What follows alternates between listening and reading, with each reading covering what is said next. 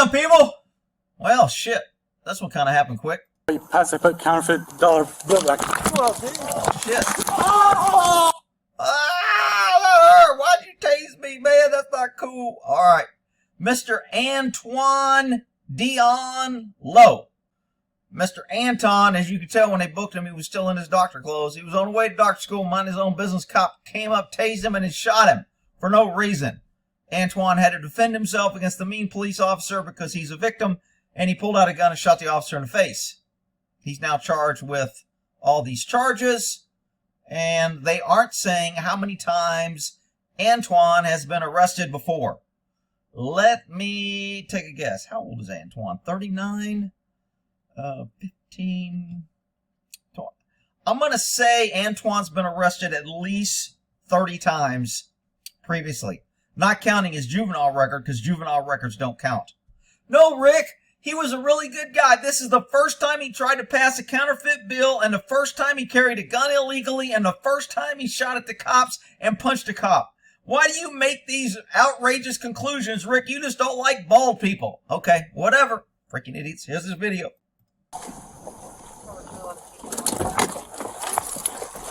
Sir, come here for a second, please. Officer was nice. Sir, come here for a second. Mr. Deon, please. I just brought you dinner the other night in jail. How you doing? Because I asked you to. For what? Because I asked you to. Watch the suspect's actions. First, he says, for what? No. Then he says, no. Rick, he's a no person. He belongs on the ground. You're absolutely correct. But they didn't put him on the ground. They tried to talk to him and be nice to him. Okay. For what? What did I do? Because I told you to. Now he starts shedding excess weight. He is dictating and giving what I call target glances, or he's indicating his planning. This guy is in the planning phase as soon as the cop pulled up.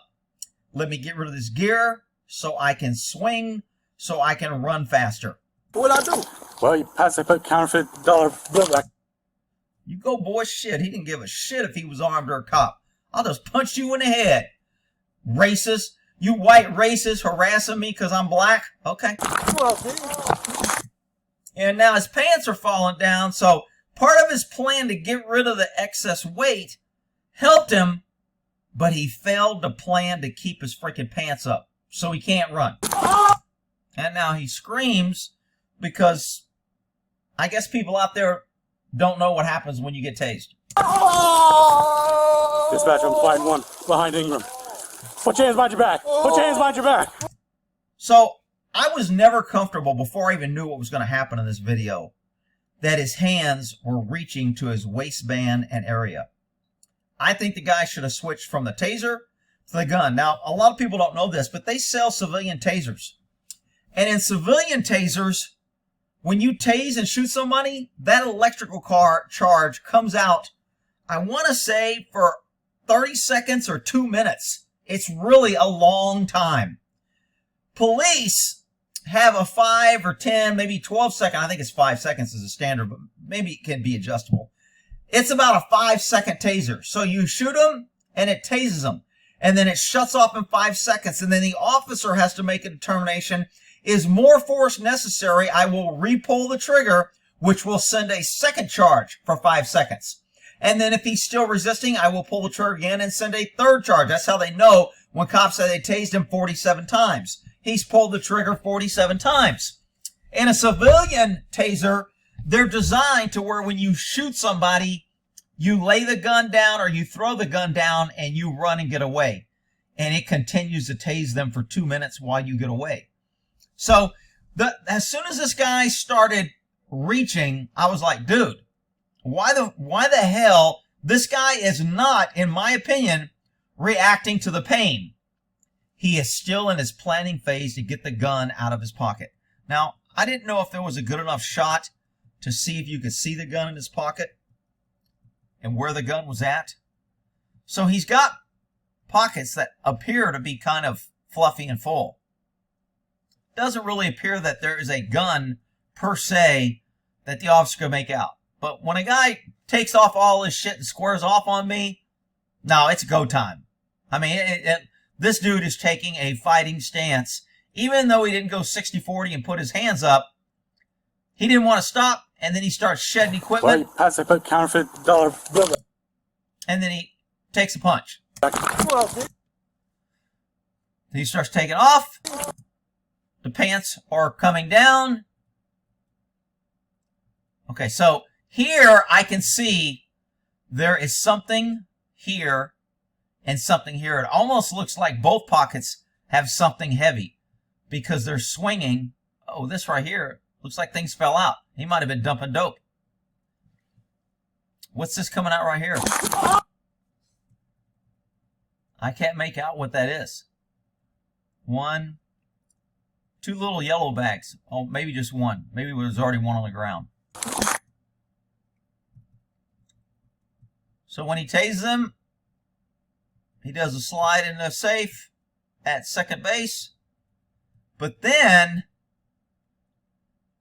right here, watch these hands. We lose camera view. Damn. See, right here, the guy he is facing and looking at you. When a suspect is looking at that, why do you think they teach in the academy, when you deal with felony suspects, have the suspect face away from you? Don't let him look at you. If he's prone on the ground, have him look to the left and you approach on the right. Have him look to the right and you approach on the left. If he can't see you, he can't set you up and react and overdo your tactics that you're trying to employ. If you let him look at you, now he can evaluate. Are you ready? Where are you coming from? Where's the strike? Are you close enough to kick? Are you close enough to grab? Should I get up now or should I wait for a few seconds? You always take the advantage away from a suspect when you're dealing with him. This guy's passing $100 counterfeit bills. He's a felon. Dispatcher. And he's reaching. He's acting like he's hurt. I can't breathe. Get off my neck. Help me. I'm innocent. All right, whatever. Dispatcher, I'm fighting one behind Ingram. Put your hands behind your back. Put your hands behind your back. Put your hands behind your back. Put your hands behind your back. Do it now. Put your hands behind your back. Get on your stomach. Now, when he gets shot right here in the face, it just really freaking kills me. This guy has the freaking gun Put your hands behind out. your back. Put your hands behind your back. And the cop gets tunnel vision, even though he has the gun out, digging it out because he had it wrapped in his red do-rag. I wonder if this is a gang neighborhood. When I see somebody carrying around a red rag, it's usually for gang colors, blue or red. Anyway, right here, he pulls the gun out, and he has it in his hand. And I think the cop sees it. And his excitedness, watch him when I play it again, his excitedness and his sense of urgency to put his hands behind his back become much more. There's the gun. He has a gun. Right here, should have dropped the taser and went to his gun. I ain't messing around. This cop got tunnel vision. He was hit. He got too close, which is why he got hit. This guy's been controlling it. He got too lax on his taser and thought the taser would handle it. This guy's rolling around, as cops know, and they treat, or they train prisoners in jail. If you roll or twist when you've been tased, you will wrap up the cord and either pull the cord from the gun or you will snap the cord off your body. And once you snap one of the two cords, you no longer get shocked. Even if you're flapping around and yelling like you're getting shocked, you are no longer receiving electricity because you have inadvertently or on purpose, without the cop's knowledge, broken or disconnected one of the hot wires. And that's what this guy could have done, but he gets his gun off. And this cop right here sees the gun, and instead of going to lethal weapon, he has plenty of time to go to lethal weapon and shoot this guy. And instead, he must not be watching his hands. I mean, how can you not know he has this big black thing in his hands, and he's wiggling around, and the cop's getting closer, and the gun's in his hand. He's wiggling, he's screaming, and there's the gun. I mean, it's been in his hand the whole time. You're 2 feet from him. How are you not looking at his hands? And then after you see it, you don't take action. You continue to give orders with a suspect with a gun in his hand. hand. And then you wonder why you get shot. I mean, I just can't. What are you thinking, dude? He's got a freaking gun. Why are you standing over him until he shoots you? And he points it at him once, and he stands. I mean, it's just freaking crazy. Watch your back! Do it now! Put your hands behind your back! Get on your stomach! Oh, fuck! Fuck, I got shot. I can't believe it. Guy was on the ground with a gun in his hands, and I got shot. Who the hell could have predicted that shit? I know who could have predicted it. Ray Charles. So the cop fires several rounds from the ground, and you can see his brass right here ejecting. Suspect lives. They both live. Shots fired, shots fired.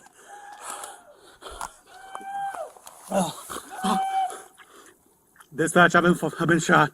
Give me a medic. Okay, so the cop does a pretty good job here. He's been shot in the face. He got out of the car on a simple contact for passing counterfeit. Guy punched him in his face. He used his taser. And he shot the dude. And you're going to watch him have to tell dispatch where he's at. Because he didn't let him know where he was at before he got out of his damn car.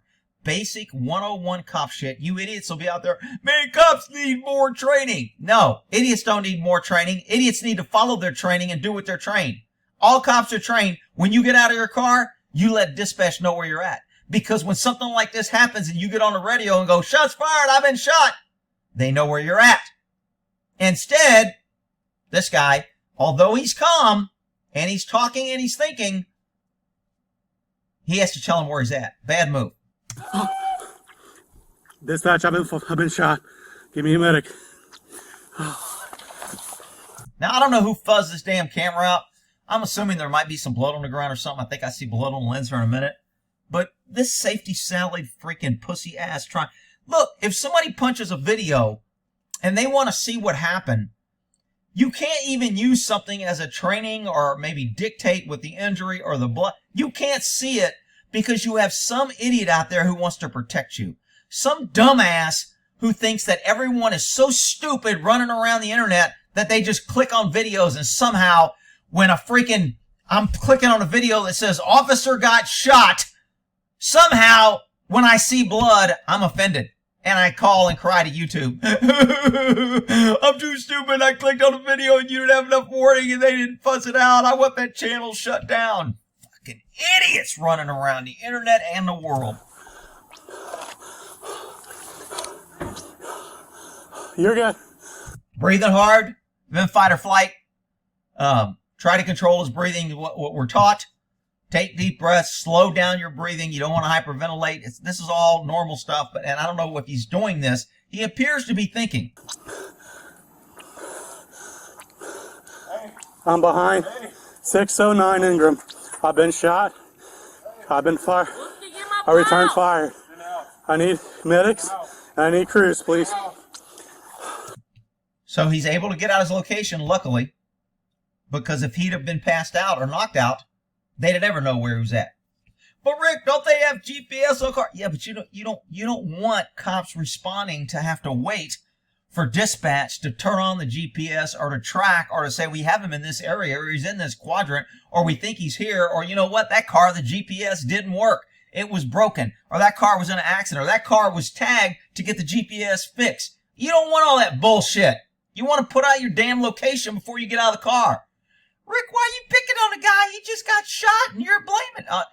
I'm trying to teach freaking common sense tactics, critical thinking, and to get all you idiots from stop saying cops need more training. More training just means more wasted money and more government. That is not the problem. Cops need to be held accountable when they violate the training they already have.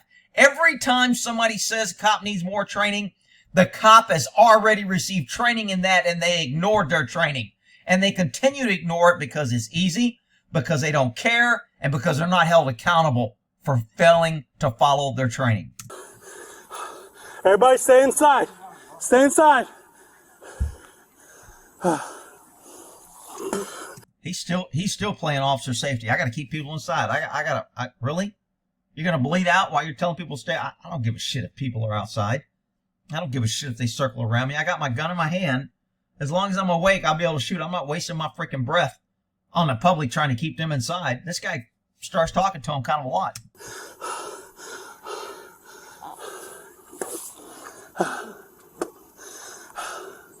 Stay right there. Stay right there. Stay right there. Now this lady says, okay, and she sounds reasonable. This is when you use the public, you pesky citizens, to help you.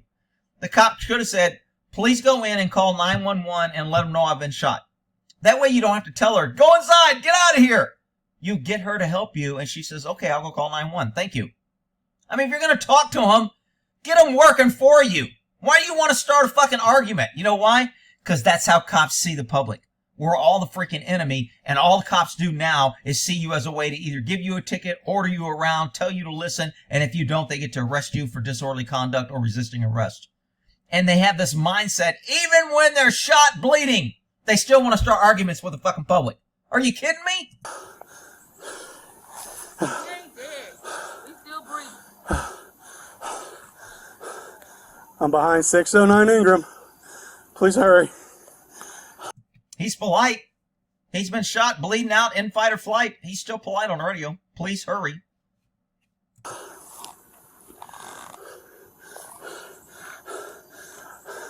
I've been shot on the left side of my head. I can barely hear my earpiece. That's what you want to hear when you call for cover. You want to hear sirens. This is Dayton, Ohio. This is right next to Wright-Patterson Air Force Base. I was stationed at Wright-Pat back in back in the 80s. Is that green car out there? If that green car ain't out there, then they ain't out there. So he's still trying to keep his gun on the guy now. He's still standing up.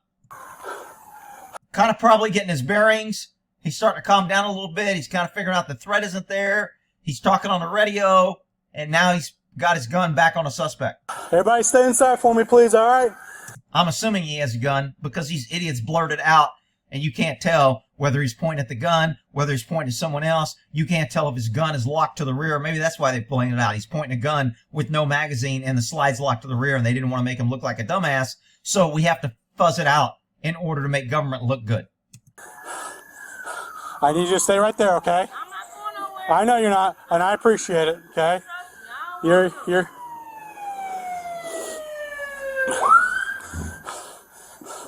He's got a gun under his... He still has a gun under him. Okay, I got it. You okay? I don't know. You okay? Yeah, I'm okay, man. There's a little blood coming from my head from the gushing wound of the bullet round. It's really nothing. It's cool. You got any donuts? What the? Okay. Never ask a cop who's been shot if he's okay. He's going to say yes. You need to find out where are you hurt, where's the blood coming from. Let's get some direct pressure. Let's elevate the wound. Let's get to basic life-saving steps. Do we need a tourniquet, etc.? But whatever. Rick, why do you always think you're perfect? Shut up, you freaking crybaby. Okay, I'm gonna go get him, okay? Nope, just wait for more crews. Okay. Just wait for more crews? Dude, stop my fucking bleeding. How bad is the wound? Can you put some direct pressure? I'll tell you what, I'll keep my gun on the suspect, treat my wound. How about that? Rick, it's not his fault. He's trying. All right, whatever. So when I see this blood on the camera, I know he's either dropping his head down because you can see in the face. I'll show the picture after where the scar's at. It's like right behind his temple above his left ear. So now the gun isn't on the ground. I don't know if more units showed up, if he's hyperventilating.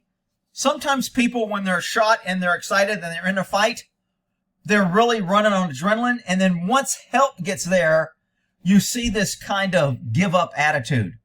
And I'm not sure if it's giving up or if it's just like, all right, shit, I don't need to worry about this now. Let me just freaking lay down and kind of stop worrying about shit. And it almost looks like they give up and then they're not in a fight anymore. And I think that's just a normal thing because when you're in a fight, you're trying to stay alive. As soon as you have other people there, that survival, stay in the fight, don't give up thing goes to a lower weight because now you know you have people helping you and you can kind of relax a little bit and not be in that fight or flight. Load him in your car and go. Take him to the valley. No. Okay, so he says, I'm loading my car, take him to the valley. Normally, that's probably the Valley Hospital or the local hospital. He's going to load him. That's good. I agree with that. I mean, I can't remember. I've probably transported 2 or 3 cops to the hospital from on scene. But I don't think I transported anybody that was, like, really critical dying. But they had injuries. I was like, I ain't fucking waiting for an ambulance. Get in. Let's go. So, and I don't remember if somebody took me to the hospital once and said, get in the car, let's go. And I didn't wait for an ambulance. But, you know, I got no problem with cops loading people up. Sometimes it irritates me when cops stand around and wait on the ambulance. I'm like, why are you waiting? This dude is transportable. Haul your ass and get him to the freaking hospital. Nope, I'm waiting for more crews to get here. So this guy still wants to wait here. He don't want to go to Valley. Again, people who are shot aren't always thinking clearly. That's why when you show up, you have to tell him, dude, you're not in control. You're injured. You're impaired mentally and physically. You're out. I'm running this scene. Get your ass in a car before I knock your ass out with another freaking bump on your head and get you in a fucking car. Let's go. You snag him, you grab him, and you put another officer on this guy and go, control scene, I'm out of here. You can't let it, whether it's a cop or your buddy in a combat with your work, whatever, you can't let injured people that are in fight or flight make decisions because they're normally not going to be made from a reasonable, good evaluation process. Still breathing. I know he is. We got medics coming.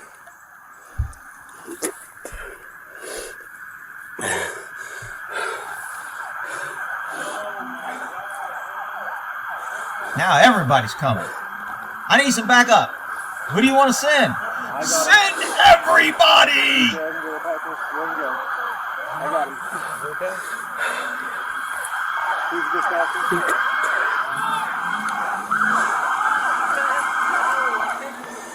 Where's my... Go. I got him. Okay, you're okay. Go with him. I got him. Come on, let's go. There's my taser. Okay, come on. See, he's worried about his taser, his gun, and that's cool. I mean, that's just normal cop, anal, type A. I don't want to get in trouble. I don't want to be charged later. Freaking administration will come after me because I left my taser even though I was shot. You're not, I mean, in a normal thing, if you're not shot, all that shit's true. The agency will try to fuck you every chance they get.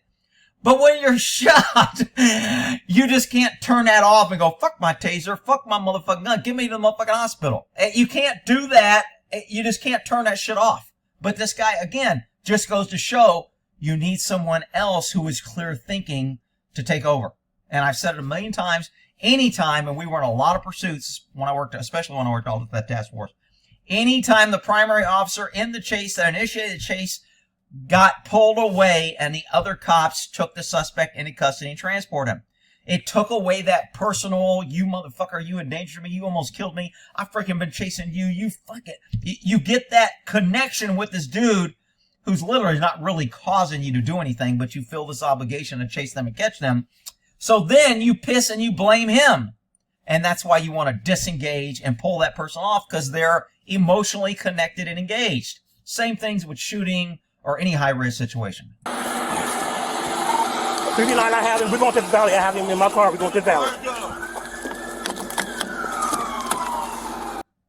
And say I'd have been like, yo, motherfucker, I ain't getting in the back seat. Fuck you, I'm bleeding your front seat.